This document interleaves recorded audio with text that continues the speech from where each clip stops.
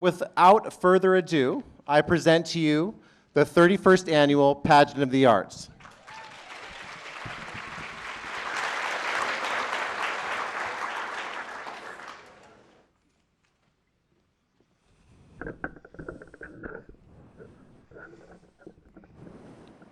Ah, Molly, what a lovely bike ride we had today up and down the streets of Stockbridge. Indeed, Norman. It's always a pleasure to see friends and local citizens, many whom are captured in your paintings. One of the joys I take in living in a small town is getting to know the neighbors. I painted stories of ordinary people and made them feel special. I just love the way how you told a story without words. Sometimes I included myself in the story. One of my favorites was Triple Self-Portrait, where I painted myself looking in a mirror as I painted myself on canvas. It was pretty special. What many people don't know is I also included Durer, Picasso, and Van Gogh. Say, I think you will see some of their work tonight. I'm in great company. Dear Norman, your work celebrated kindness, decency, friendship, family, and patriotism. You painted America at its best. I painted life as I wanted it to be. Your career as an illustrator started at age 22. They must have liked your work. You're at the Saturday Evening Post for about 55 years. Yes, that work led me to illustrate advertisements, calendars, and over 40 books. Even today, my images are found everywhere. Note cards, jigsaw puzzles, mugs. And don't forget, toothpaste, cereal, soda, and even cough medicine. Our family must really like the royalties. But what I find most enduring is your humor. Tell me more about your painting, The Connoisseur. Well, there was a young painter by the name of Jackson Pollock, who's making quite a splash on the American art scene in the early 60s. In The Connoisseur, a visitor to the art museum dressed in his Sunday best is examining the splatters and blobs on the painting. It was fun imitating Pollock's style. The Connoisseur was done tongue-in-cheek. Most people could only guess if the well-suited man was either admiring or mocking the artwork. Oh, Norman, that sounds like your typical humor. You were always poking fun at art critics who felt such passion over popular works like the Mona Lisa. Your painting The Art Critic's a fine example of this humor. Is a critic looking at the art, or is the art mocking the critic? McGaugh will decide. May I present The Connoisseur and The Art Critic.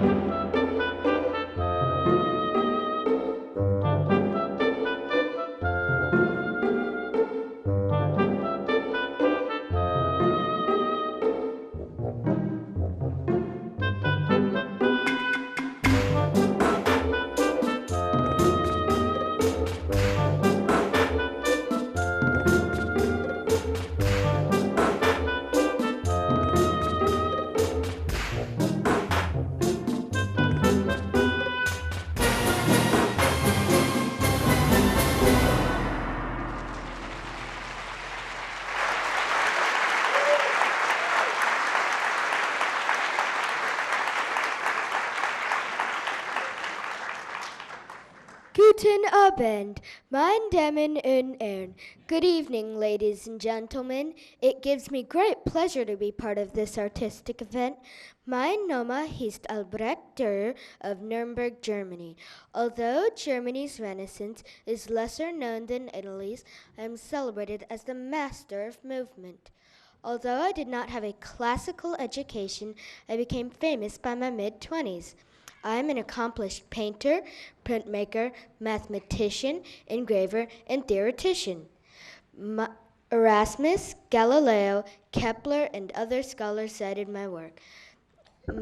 My work spans nature, graphic design, and religious motifs. My watercolors actually marked me as one of the first European landscape artists. One day, traveling back from Venice, I became enamored by the view of Arco, so I carefully planned a delicate coloring of the Italian landscape. What shows in the painting came from memory. Several motifs are not actually visible from this view. Do you see the faces hidden in the rocks? Was it deliberate on my part or by chance? You decide. May I proudly present my view of Arco.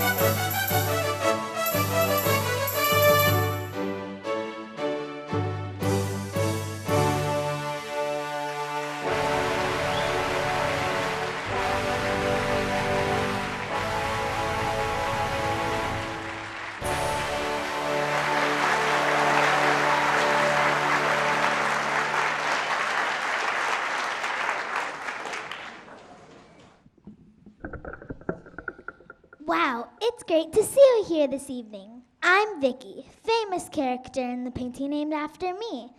Vicky, I'm delighted to introduce my creator and tonight's guest. Please join me in welcoming Roy Lichtenstein.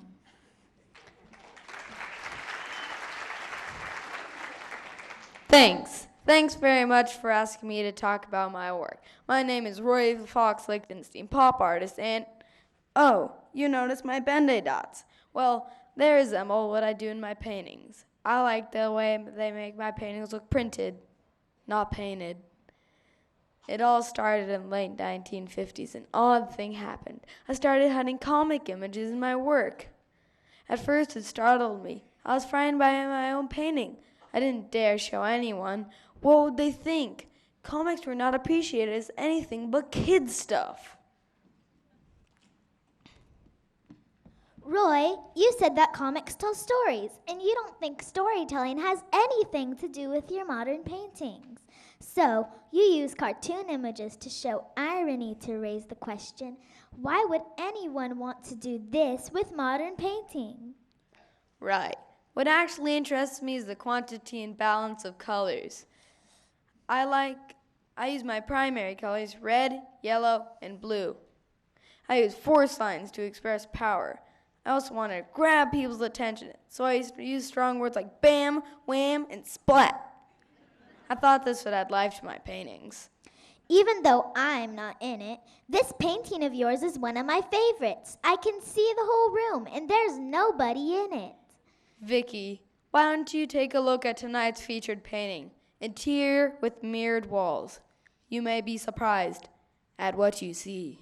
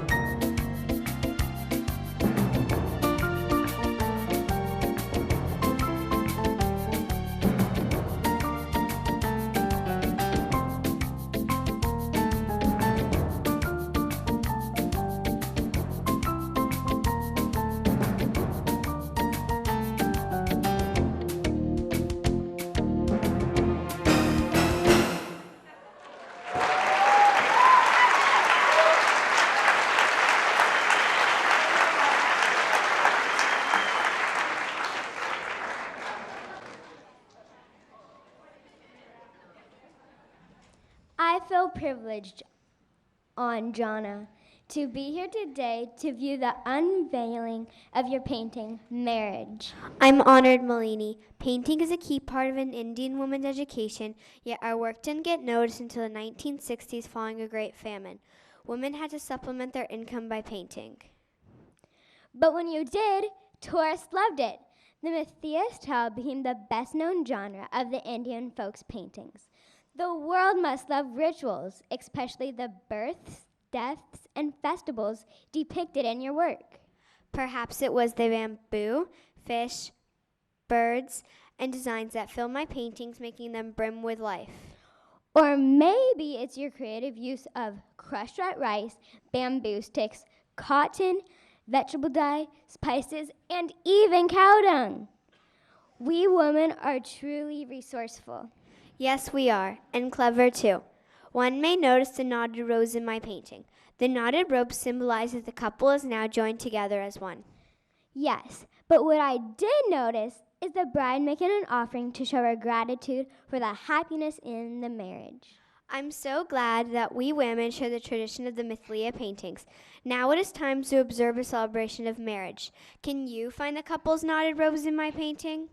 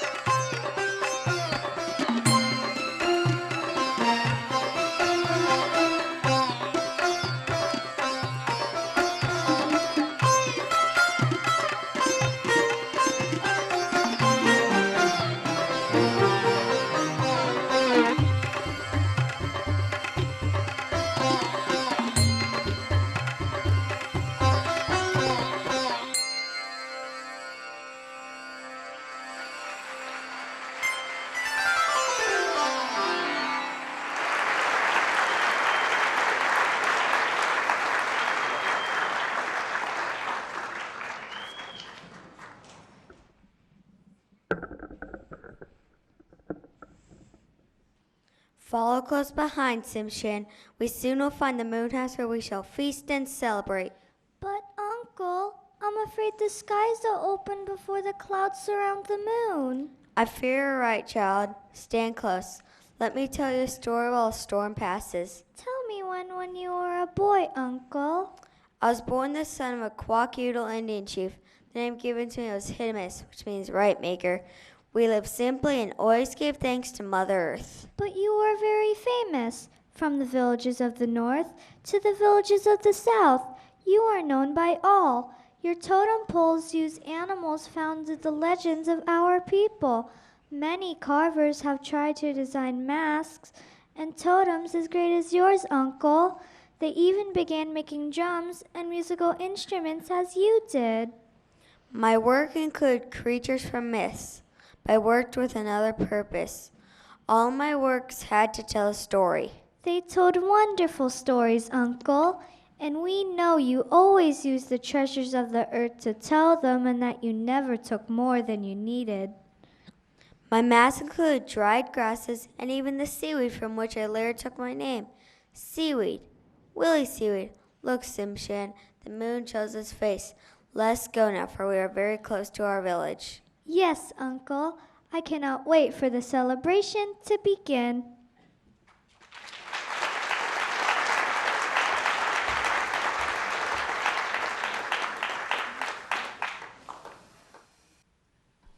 There is a tale from long ago that the Raven people celebrated a journey. It was the journey of our chief's son. He went fishing alone.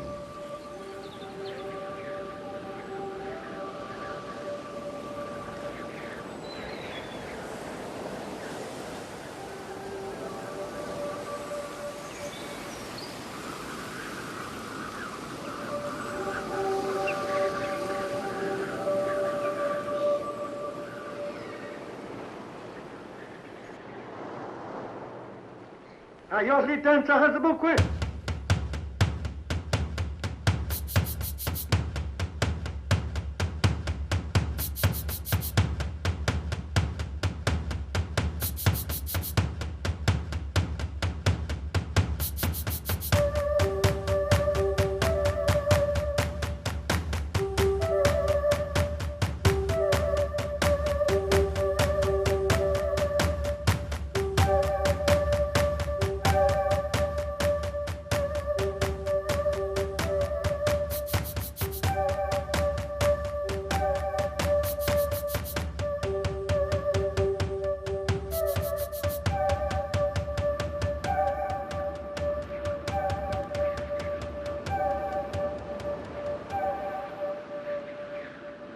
The fishing was good until a terrible storm arose.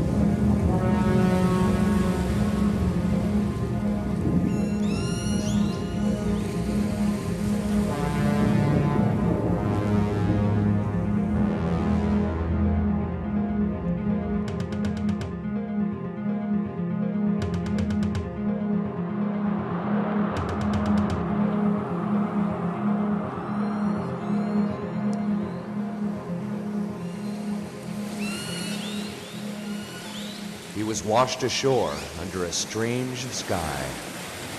The whale people welcomed him. They danced together and taught each other of their ways.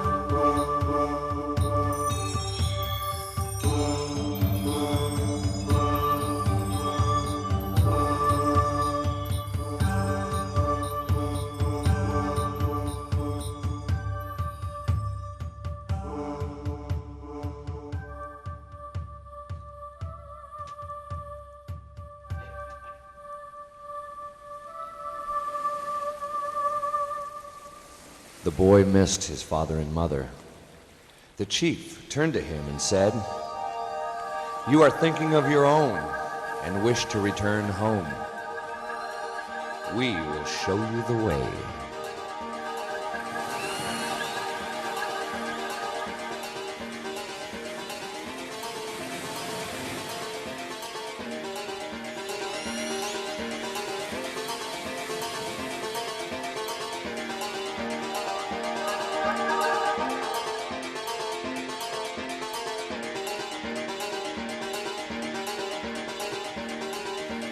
That night, the whole village celebrated his return and marveled at the boy's story of the mysterious people under the strange sky.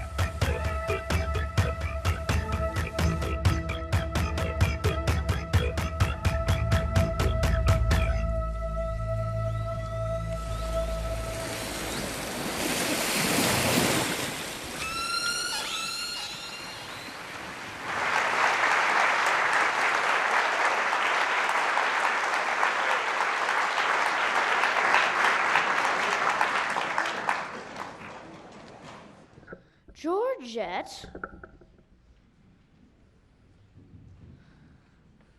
What would you call this lovely object? I thought I had bought a dozen eggs yesterday. You must have snatched it when my back was turned. She thinks it's an egg. Let me explain. My husband, the famous surrealist painter Rene Magritte, has a way of transforming ordinary objects. I do not see an egg here, but rather a mature bird it will eventually be.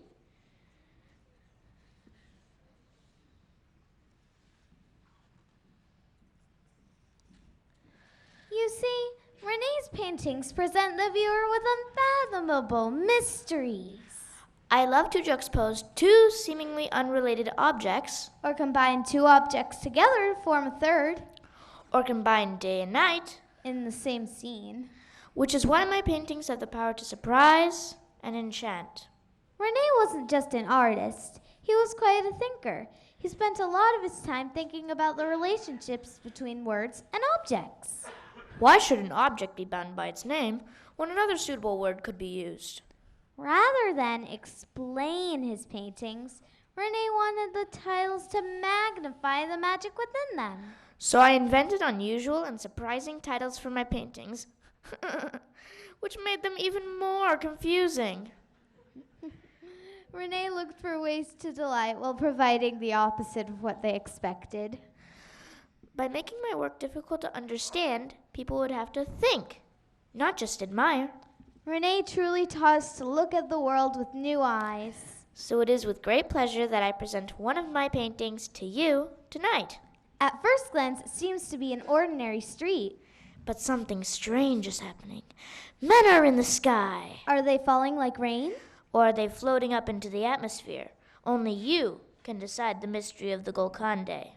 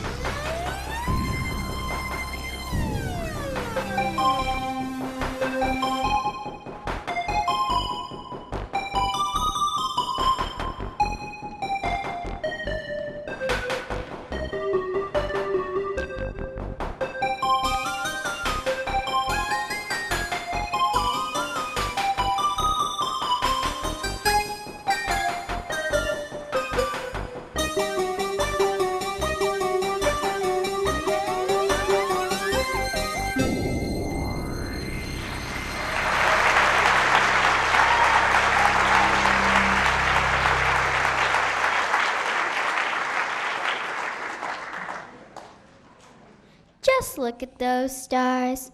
Stuart, is it my imagination, or is this evening one of the most beautiful ever? Well, from the city rooftops, all night skies are a work of artistic genius.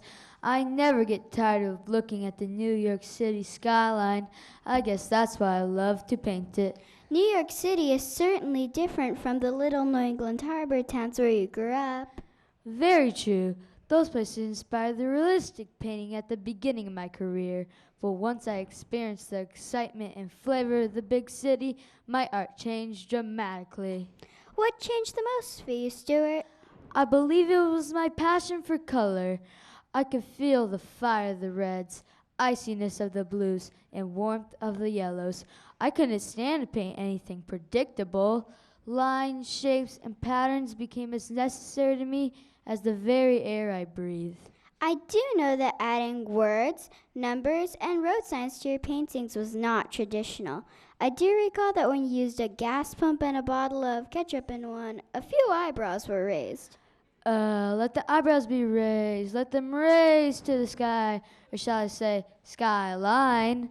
Listen, I hear the jazz band starting to play up again. Shall we? We shall.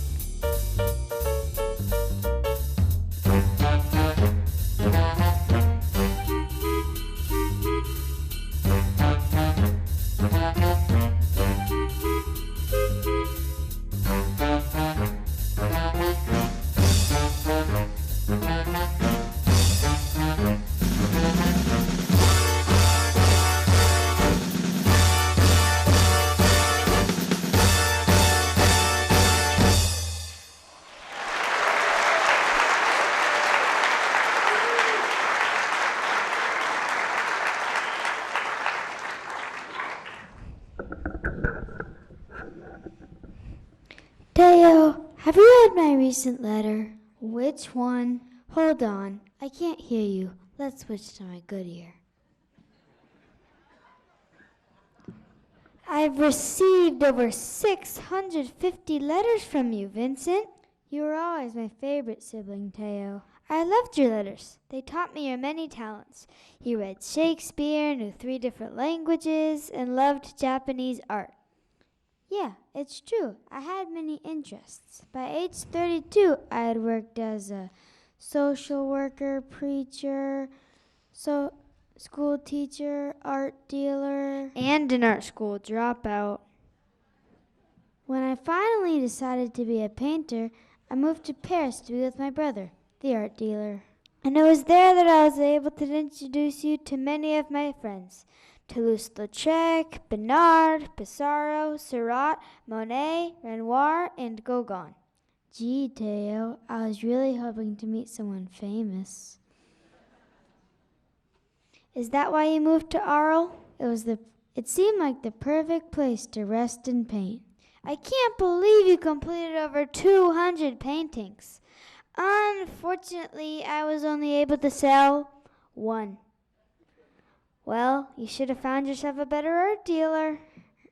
Remember, Teo, this was also a time of great pain. Gauguin arrived in Arles, and I was delighted to have a companion. But within months, he mocked me for being too realistically. He was bossy and critical. That was a tough time for you.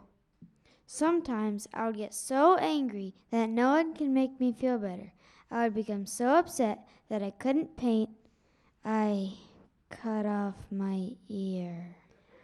Well, your extended stay at the St. Remy was a good idea. Yes, it was there that I painted some of my most famous paintings.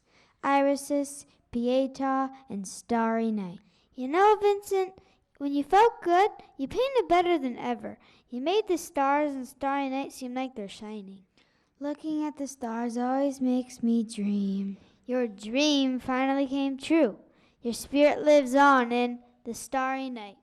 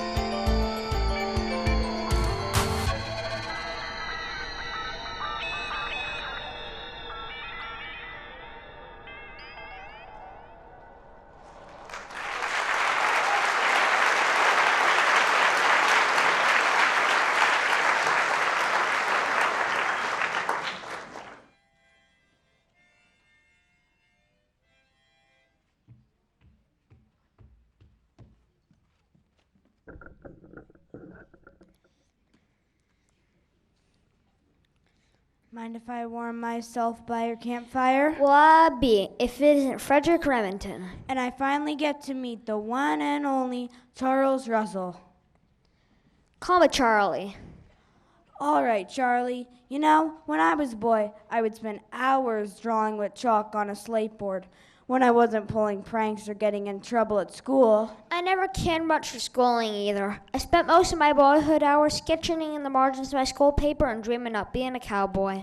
My father wanted me to go to military school, but instead I attended Yale University and studied art. I never had any of those fancy art classes at Frederick. I headed out to Montana when I was 16 and herded sheep. I also enjoyed the life of the West. In 1895, I turned to sculpting the truth about the West and finally achieved the critical respect I had longed for. That's about time I retired as a cowboy and became a full-time artist. I completed more than 4,000 works of art during my life. That's quite an accomplishment, Charlie. I only completed 22 sculptures, but more than a few of them became masterpieces of Western art. And these folks get to see one of them tonight. Yes, they do, and they get to see one of your amazing paintings. May I present to you my sculpture called The Cowboy? And my painting, The Herd Quitter.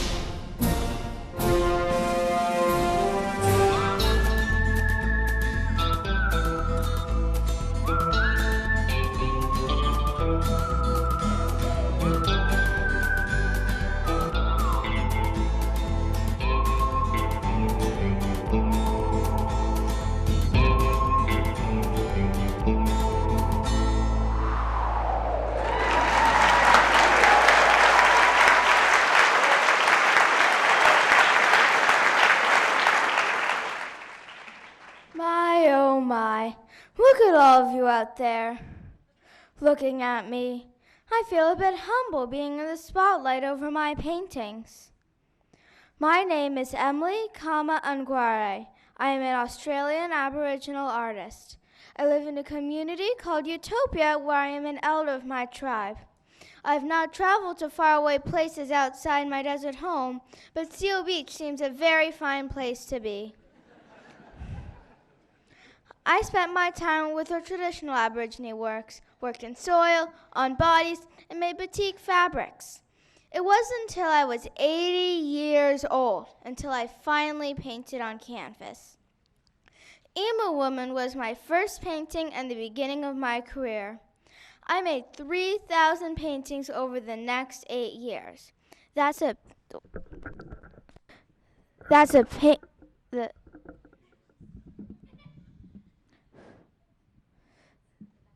painting every day.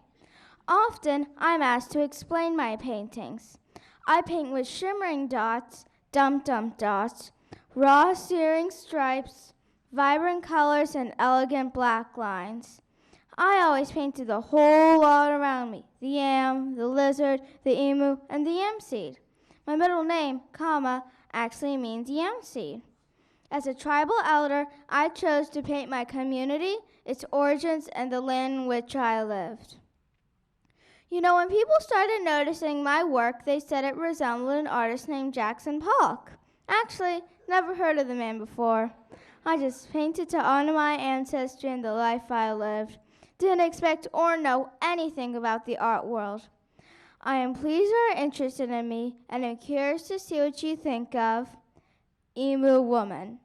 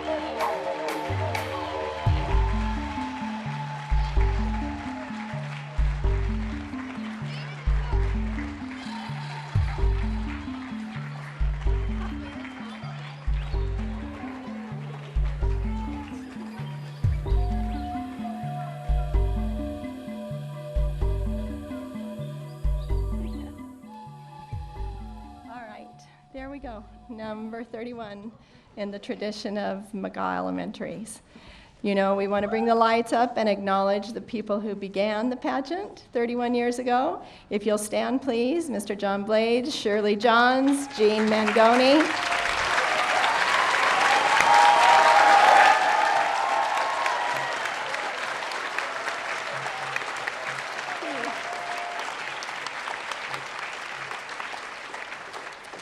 You know, from our roots and starting with the Syrah, coming to the 25th anniversary and recreating the Syrah and making kind of a tough decision this past year about which piece to take out of the pageant. You know, the decision to bring the Rockwell on as the new piece is really because it's that blend of the old and the new, and I mean old, you know, mature, fine wine kind of old. That the Rockwell has that little bit of Jackson Pollock music from the past Jackson Pollock, and we're just so pleased to continue the tradition and start some new traditions of our own.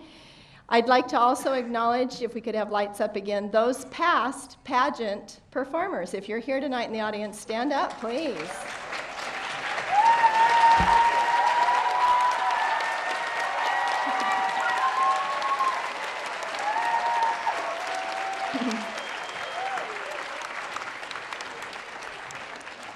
You know, one of our McGaugh teachers, Jamie Nash, was a student at McGaugh, and as a 5th grader performed in that Jackson Pollock number, the original.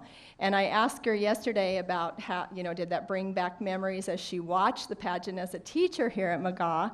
And she said what did it for her was seeing Mrs. Cohn, who isn't here with us tonight, one of the originators. She said that just took her back years to being a kid at McGaugh again. It's those memories that we're creating, and we want to continue to do that. I do have some folks that I'd like to acknowledge, and first and foremost, we're very, very thankful that we have a partnership with the Naval Weapons Station, and we've got some Navy folks here helping us out today. Would you come out, please?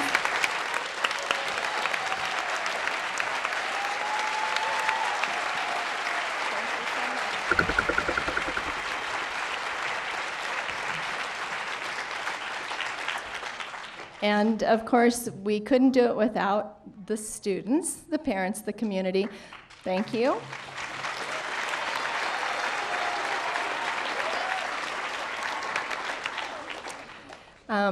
We have the teachers who work with the narrators and the dancers, Mrs. Scott, Mrs. Eckert, Mrs. Kyle, Mrs. Ferretti, Ms. Wallace, Ms. Williams. Everybody come on out.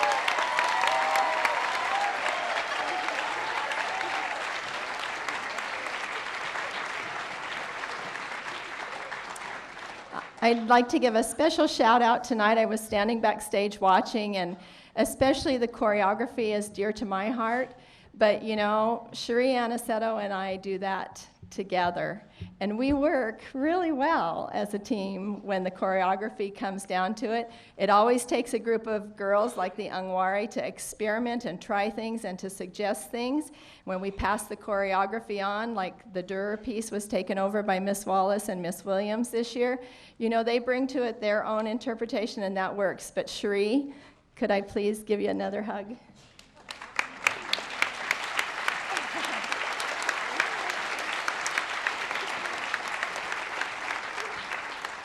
Mrs. Obert back in the sound booth this year.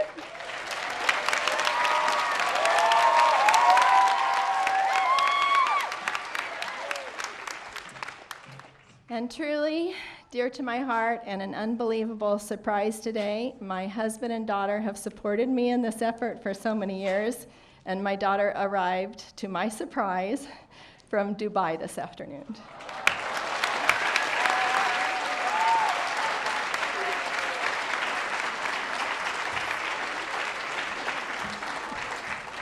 Thank you, Rudy. Thank you, Kirsten. Okay, that's it for me.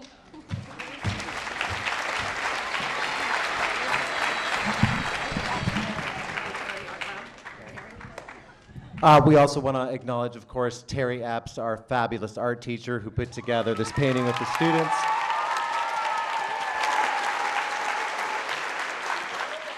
She has been doing this for 16 years and has created so many great masterworks with our students in addition to what the work she does directly with the students. So we love you, Terry. Thank you. I do want to make a couple statements because there's one person that wasn't thanked tonight who deserves a lot of praise.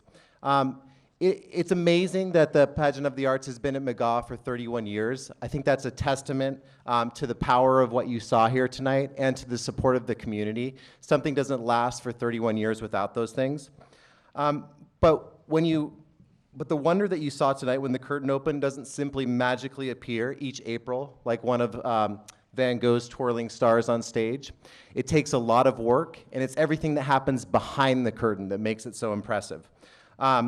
This is the realm, the behind the curtain stuff is really the realm of the pageant director, and that's who I want to recognize tonight. The pageant has been around since 1982 and was founded under great leadership. But Sherry Kutz, the current pageant director who just finished speaking, has had this role since 1997. In the 16 years she's been pageant director, Sherry has been instrumental in building the fantastic performance that you just witnessed. Under her guidance, many of the pageant's most memorable pieces have been created, including all of the pieces that were showcased tonight at tonight's performance. For each piece, Sherry has worked with art teacher Terry Epps to research and select the artist, choreographer Shriana Seto to create the dances, and composer Matt Reed to craft the original music. And this is only the beginning. Each year, Sherry has coordinated an orchestra events to make the pageant possible. She recruits students, teachers, and community volunteers. She coordinates the weekly after-school splash practice with the students where they learn the dances and the speaking parts. She works on set design, costuming, advertising, facilities, video, and photography. You get the picture. Sherry does everything. She is the heart and soul of the pageant. And this is all in addition to her work as a first grade teacher at McGaugh School.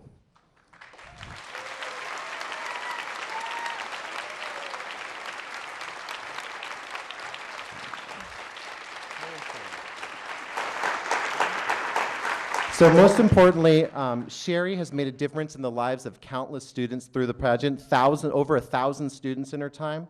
Due to her hard work, all students who experience pageant, including many McGaugh students with special needs, have a unique and transformative experience that they will remember for the rest of their lives.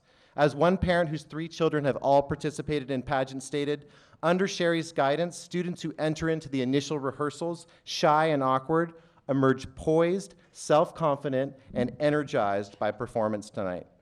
We witness this every year, and nowhere was it more apparent than during last year's 30th anniversary, where the pageant alumni of all ages turned out for a special dance, and many of them shared that the pageant was one of their most memorable and valuable experiences from elementary school. Ms. Kutz has been the driving force of will and creativity behind pageant, and it is appropriate that we honor her tonight with a special award for her hard work, her dedication, her passion for the arts, and her great love for our students. Thank you, Sherry.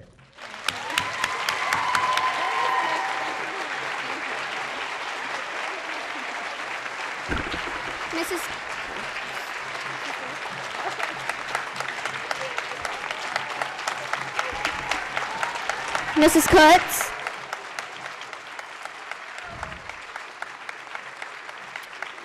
The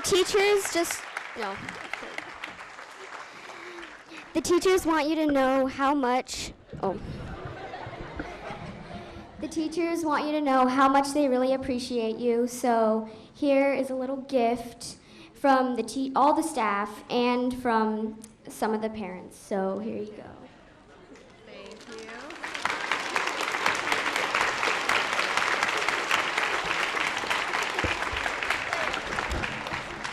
Thank you very much. I do appreciate the acknowledgement. You know I love it, otherwise I wouldn't do it. And as I said, old traditions and new, we move forward, and here's to another year of pageant next year under the very good, competent, willing direction of Leslie Obert.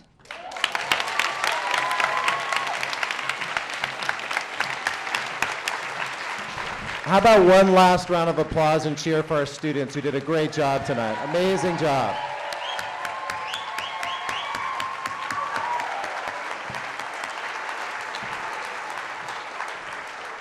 Thank you everyone for coming tonight. And have a great evening. Hopefully we'll see you tomorrow night. Appreciate it.